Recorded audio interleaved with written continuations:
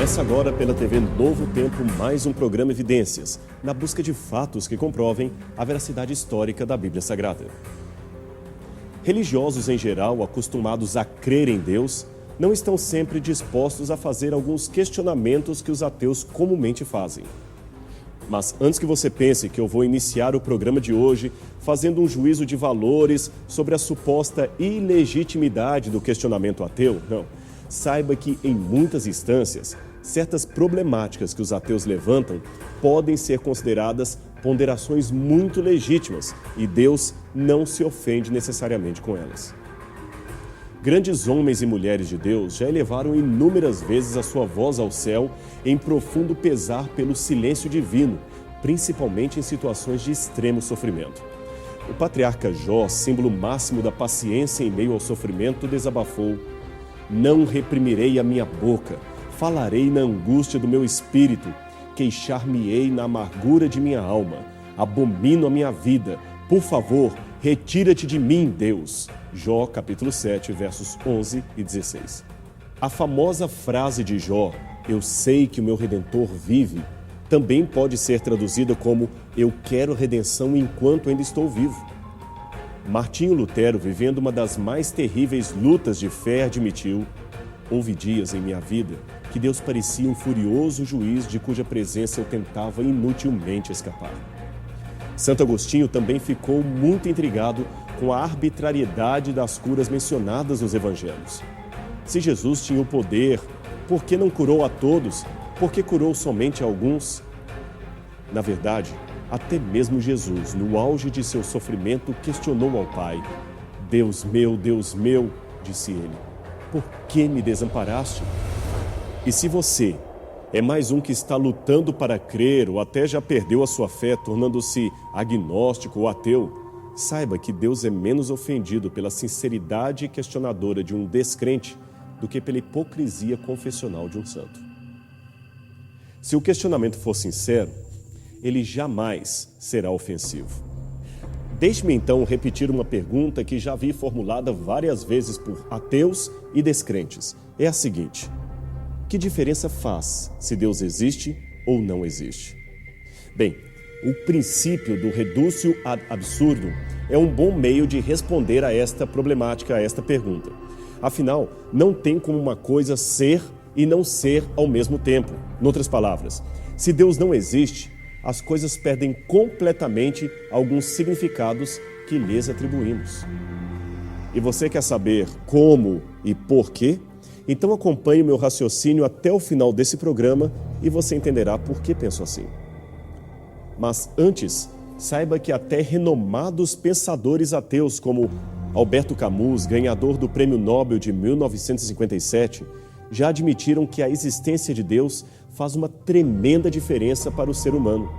Ele declarou em companhia de Jean-Paul Sartre, outro famosíssimo pensador ateu da Europa, que, sem Deus, a vida humana não passa de um absurdo.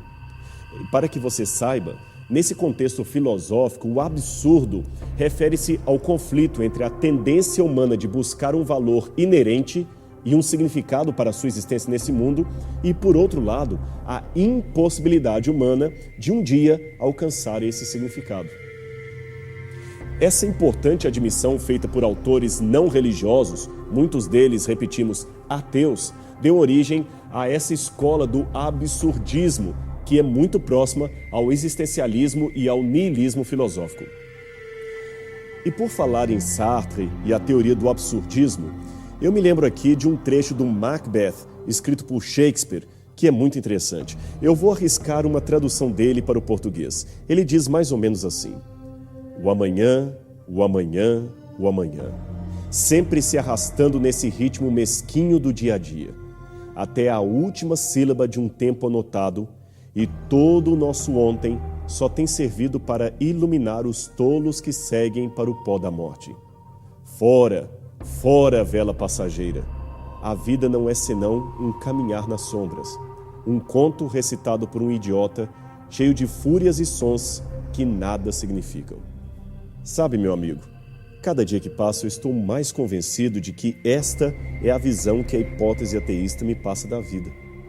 De que tudo não passa de um breve momento no curso das estrelas, um segundo sem propósito, onde eu saio do nada, da não existência, e volto para o nada, para a não existência. Meu corpo pode até existir em outras formas.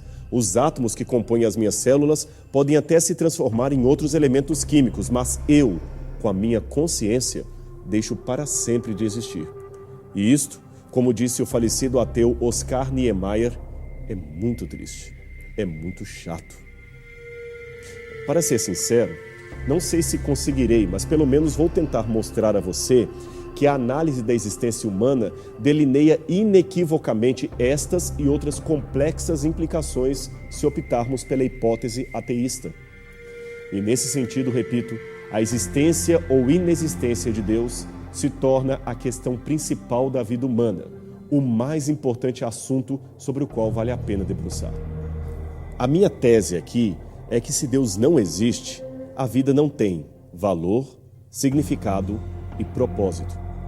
Mas calma, se você detesta religião e assuntos religiosos, deixe-me primeiro terminar o meu raciocínio e o meu argumento. Se Deus não existe, esses três elementos que mencionei, valor, significado e propósito, se tornam apenas três aparências, três ilusões. Começando pelo desejo que temos de viver. Se não existe nenhuma possibilidade de vida eterna e imortal, a nossa existência é apenas uma fagulha, uma centelha cósmica e nada mais. Estamos todos fadados ao desaparecimento. Não tem como um ateu negar isso. Richard Dawkins, um dos mais famosos ateus da atualidade, chama isso de privilégio. Enquanto a maior parte não teve a chance de existir, diz Dawkins, nós nascemos, vivemos por um período de tempo para depois alcançarmos o retorno inevitável da condição anterior, que é a não existência. Seremos poeira cósmica. Ora, o que ele considera um privilégio, eu prefiro chamar de dantesco. O intelectual Paul Tiller já falava do desafio do não ser e a sua incompatibilidade com a natureza humana. Mas Dawkins parece ter ignorado seu tratado. Voltando à concepção de Sartre, sem Deus, o que podemos honestamente dizer é que nunca ganharemos a vida eterna e a nossa morte é apenas uma questão de tempo a contar de agora. Ela pode demorar anos, dias ou minutos ou até segundos. A morte pode vir até mesmo antes do fim desse programa. Esse é o nosso destino final. Somos todos prisioneiros, condenados à morte, esperando o cumprimento de sua sentença. É exatamente isto que nós somos, caso Deus não exista. Talvez seja por isto que as empresas de entretenimento vivem criando formas cada vez mais sofisticadas de levar as pessoas, especialmente as mais jovens, a fugirem da realidade, indo para um universo virtual onde se pode ter a ilusão de imortalidade e alegria eterna. Esse é o segredo das baladas, das músicas hipnotizantes, do sexo sem compromisso e das drogas lícitas e ilícitas. Você já percebeu como revistas, cartazes e outdoors nos cercam de pessoas novas e bonitas, dando a sensação de uma beleza e juventude eternas que, na verdade, não existem? Isso sem contar as revistas de moda e os photoshops que criam rostos ilusórios e cobrem toda a imperfeição típica de qualquer ser humano normal. Novamente, elas nos dão a falsa impressão de imortalidade e juventude eterna. Veja, não me tome por um religioso fanático contrário a qualquer embelezamento do corpo, não se trata disso. O que eu quero levar você a refletir é sobre qual o porquê, a razão de tudo isso.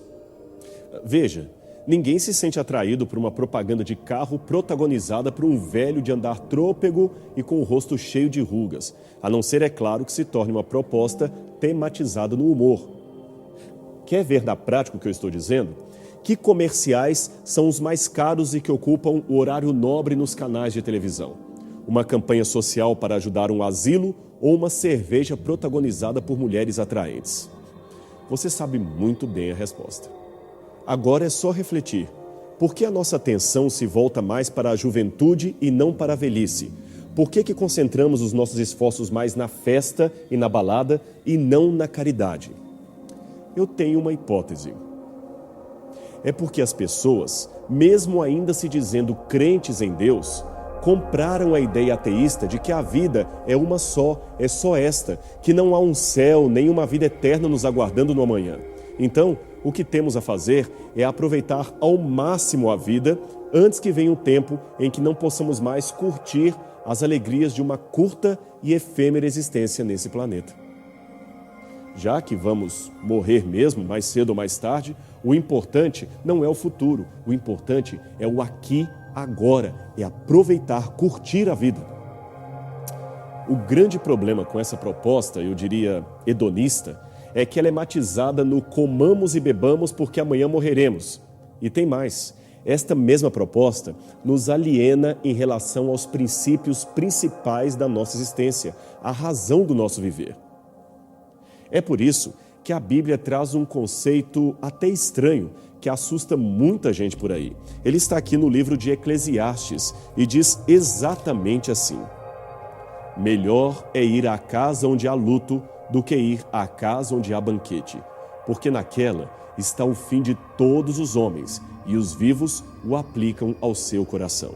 Eclesiastes 7, verso 2. Salomão, o homem sábio que escreveu essas palavras, foi um dos maiores intelectuais da antiguidade, mas ele também cometeu o erro de se enveredar pelo caminho hedonista do prazer, custe o que custar. No final de tudo, a sua conclusão era de que tudo na vida não passa de vaidade, ou como ele mesmo diz, correr atrás do vento. A única coisa realmente persistente e que justifica é justamente aquilo que o ateísmo me manda ignorar. Aquilo que vale a pena é a consciência de que um dia eu terei um acerto de contas com Deus. É deste modo que ele conclui o livro de Eclesiastes. Ele diz: de tudo o que se tem ouvido, a suma é: teme a Deus e guarda os seus mandamentos, pois esse é o dever de todo homem. Porque Deus há de trazer juízo a toda obra, até tudo o que está escondido, quer seja bom, quer seja mal. Eclesiastes 12, 13 e 14. Imagine a cena de um astronauta perdido no espaço sideral. Esse astronauta imaginário tem na mão 2 frascos, um com veneno, o outro com uma substância que lhe confere a vida eterna. Mas ele acidentalmente toma a poção da vida eterna, mas se torna imediatamente infeliz, pois, afinal de contas, o que adianta para ele viver para sempre, vagando solitário por um espaço sem fim? Isso significa que imortalidade não é tudo. Nós somos seres que desejamos sim viver para sempre, mas tem que ser um viver, uma existência com significado. Enfim, uma vida com um propósito.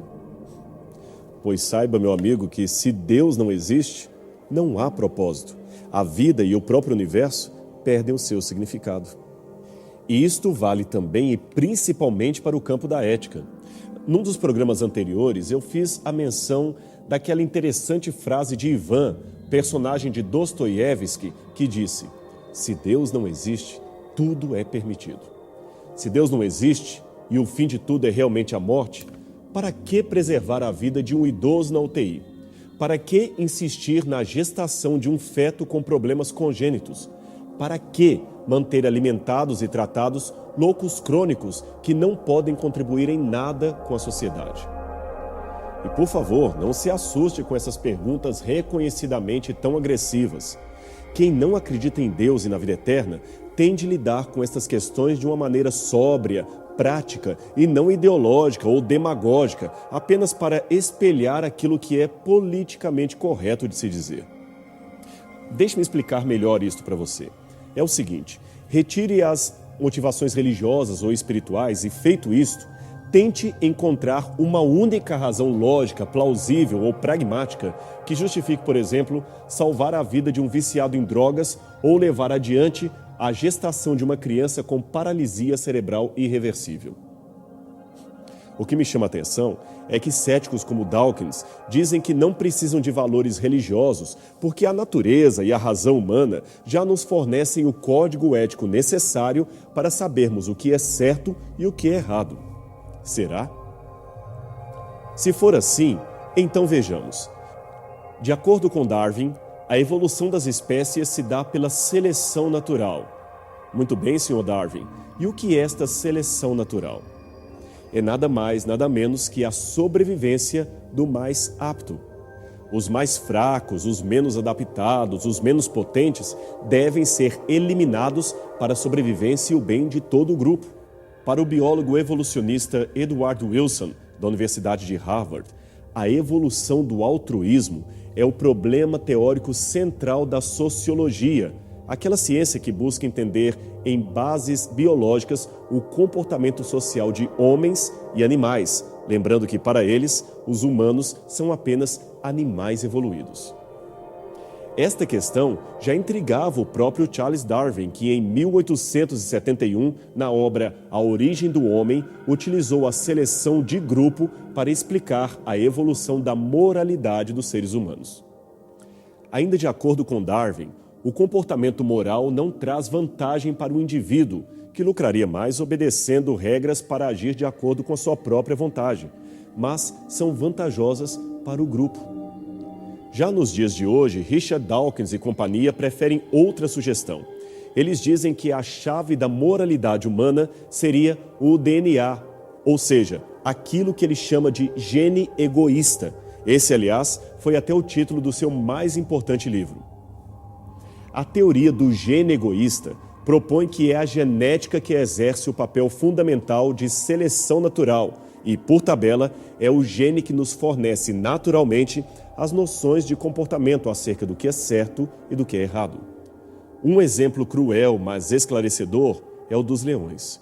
Quando um leão junta-se a um novo grupo de fêmeas, ele muitas vezes mata os filhotes que elas tiveram com outros machos. Ele não está minimamente interessado em perpetuar a espécie. Quer apenas que as leoas estejam devotadas exclusivamente aos seus filhotes, herdeiros de sua preciosa carga genética. Então, raciocine comigo. Se somos frutos desta mesma evolução, por que deveríamos considerar errado um ser humano fazer o mesmo com filhos de outro homem? E não sou eu que está levantando essas questões, essas perguntas, não. Evolucionistas ateus, simpáticos à teoria do gene egoísta, também as fizeram. Afinal, para Dawkins, nós somos apenas máquinas de sobrevivência, robôs a serviço dos genes. E nós inclui todos os seres vivos, da bactéria ao físico quântico. O próprio Dawkins, sentindo as consequências éticas de suas ideias, ou pelo menos aquilo que elas poderiam sugerir, amenizou o conceito em edições mais recentes de seu livro. Ele colocou uma nota que esclarece que nós não somos controlados por nosso genoma. O exemplo que ele dá é o seguinte: sempre que usamos um método contraceptivo, apenas para citar um caso, contrariamos o desígnio único do gene, que é fazer cópias de si mesmo. Mas Dawkins não responde por que contrariamos o gene. O que será que existe em nós, em mim e em você, que nos faz contrariar estas supostas determinações evolucionistas? Tome o caso dos pinguins. Do alto das geleiras onde se agrupam, é difícil discernir se há predadores no mar lá embaixo. Mas se os pinguins fossem altruístas, cada um se ofereceria para pular primeiro e verificar se a barra está limpa. Mas não é o que acontece. Geralmente, um pinguim empurra o outro e vê se a vítima não é atacada. Só depois é que ele salta. Se o nosso comportamento humano vem da evolução natural, então por que achamos bonito alguém se sacrificar para salvar o outro? Por que oferecemos comida aos nossos semelhantes? Por que oferecemos abrigo àquele que não tem como se vestir ou se alimentar? Por que sentimos o dever de cuidar dos nossos velhos e dos menos afortunados que nós? Afinal, não é isto que a evolução ordena.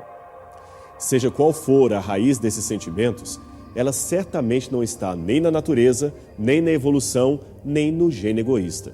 Então, aonde estaria? Só pode ser em valores espirituais que, inevitavelmente, apontam para a realidade espiritual e para a certeza da existência de Deus.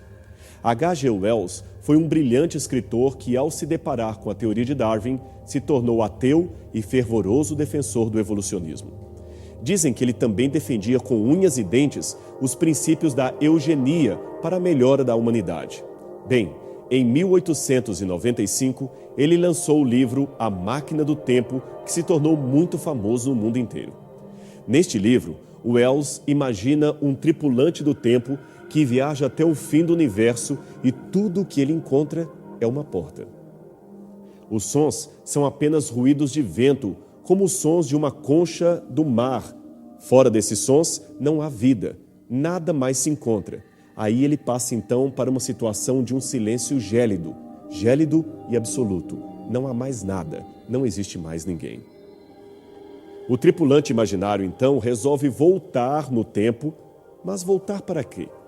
Apenas para reviver um período limitado de tempo que precede aquele silêncio absoluto?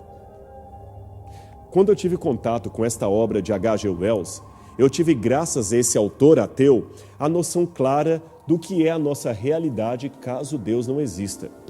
Todos os sonhos são apenas ilusões sobre ilusões. Em 2007, uma revista popular fez uma propaganda jocosa de um jornalista, A.J. Jacobs, que resolveu viver um ano inteiro supostamente de acordo com a Bíblia. O objetivo, é claro, era ridicularizar o sagrado livro. Depois de ver isto, eu me perguntei, não seria interessante também um exercício ao contrário, isto mesmo, de um cristão tentando viver e raciocinar pelo menos alguns dias como um ateu? O que será que aconteceria? Graças a Dawkins e ao gênio egoísta, eu fiz parcialmente esse exercício. Resolvi pensar um pouquinho com premissas do ateísmo. O que concluí, meu amigo, é que por mais otimista que sejamos, não passamos de um acidente cósmico, um aborto da natureza. Por outro lado, meu amigo, eu afirmo para você que é graças a Deus e não a uma bactéria que eu levo a cabo a minha vontade de ser bom, puro e altruísta. Princípios, aliás, que se chocam contra a minha natureza, que é naturalmente egoísta, impura e tendente à maldade. Evolução por evolução, a seleção natural desmotiva a busca pela verdade última. Afinal de contas, essa verdade última não existe e a vida é muito curta para perdermos tempo com isso. O negócio é curtir a existência, pois ela é tudo o que possuímos e durará pouco tempo. Mais do que uma discussão acadêmica, o ateísmo ou a fé são pressupostos que envolvem profundamente toda a nossa existência. E eu gostaria que você refletisse mais sobre isso.